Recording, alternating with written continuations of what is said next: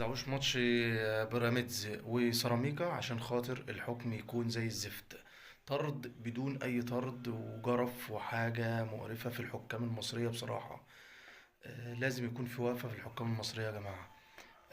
بيراميدز خدت 3 نقط بدون اي حاجة خالص، بدون اي تعب ولا اي حاجة. الحكم طرد لهم واحد من سيراميكا عشان خاطر اللعب يكون معاهم، لانهم كانوا عارفين سيراميكا هتتغلب وكانوا مضغوطين ضغطة جامدة.